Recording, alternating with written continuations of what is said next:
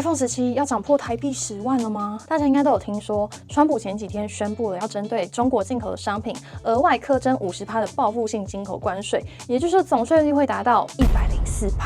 那我们台湾呢也有受到影响，就是32%这个数字大家应该都有听说。不过值得小确幸的事情就是我们的护国神山半导体目前是豁免的状态啦。那这些关税呢还真的给它生效了。我们最在乎的 iPhone 几乎都是中国制造的，所以一定会受到波及。以 iPhone 16 Pro Max 最高规的这个 1TB 来说呢，它的原价是$1599，如果今天真的涨价104%的话，它就会变成$3200，换算台币的话就会飙破10万。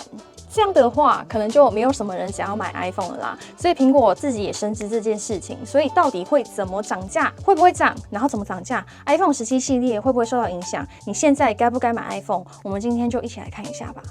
首先，第一件蛮重要的事情呢，就是台湾的 iPhone 都是从中国直接运过来的，所以它是不会经过美国的。那你可能想说啊，不要经过美国，应该就不会受到关税影响才对啊。但是也不用高兴得太早，因为美国的定价跟全球的定价不会差太多的，因为不可能就是美国自己涨了2倍，然后可能其他地区都还在维持在原本价格，是不可能会发生这种事情的。所以呢，我们就要讲回到美国那边的情况，就是现在呢，美国跟全球的 iPhone 到底是哪边产的？我们来看一下，就大家应该都有听说过，就是 iPhone 的产地大部分都是中国还有印度嘛，那他们到底是各占多少比例呢？目前预估啦，这个中国产的 iPhone 大约是在80%左右，然后印度产的大约占15%左右。但是印度产的其实主要都是用于内销，也就是说印度自己产，然后就自己卖在印度这样子，因为他们就是要避免印度的关税课征这样子，所以会出口印度 iPhone 其实数量有限。换句话说呢，几乎全部运到美国的 iPhone 都会被课征这104%的关税。那这时候呢，这个104%其实厂商他们可以自己决定说，他们要部分吸收，或是全部转嫁消费者。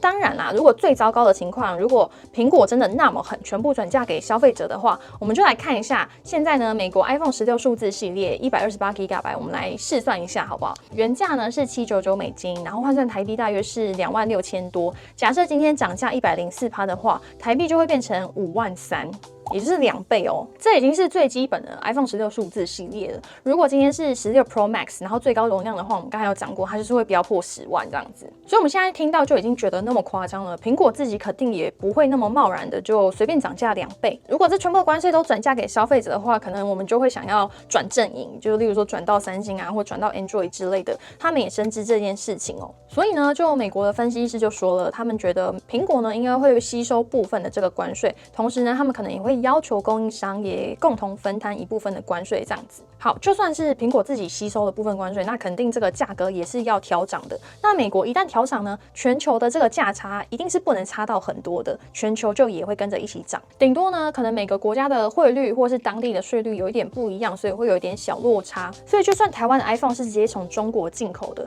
苹果为了分散这个涨价成本，台湾的市场应该也会跟着涨价。但是呢，究竟要涨多少趴？目前苹果内部应该也都还在讨论，因为可能要先跟政府协商啊，然后内部可能要制定一些计划，才不会受到那么多的冲击，然后又亏太多这样子。例如说，美国的 Scholar Financial Advising 财务顾问公司的执行长 Stephen Sharp 他就说，这些关税呢可能会导致苹果的产品在未来几个月内会上涨10%。那比较高价的产品，例如说 iPhone Pro Max 或者是 MacBook Pro 等等的产品，价格可能会增加大约$50到$150，换算台币的话，大约是1600到5000台币。那实际到底会涨多少呢？还是不明朗的状态。那还有另外一件蛮重要的事情呢，就是白宫他们其实有宣布一个免税条款，叫做 US Content Rule， 它里面是在写说，美国原产成分要达到20%就有机会免这个惩罚性关税。那什么叫做美国原产成分呢？就是说你今天进口的商品里面呢，包含设计、技术、软体还有专利这些无形的资产，都是要在美国完成，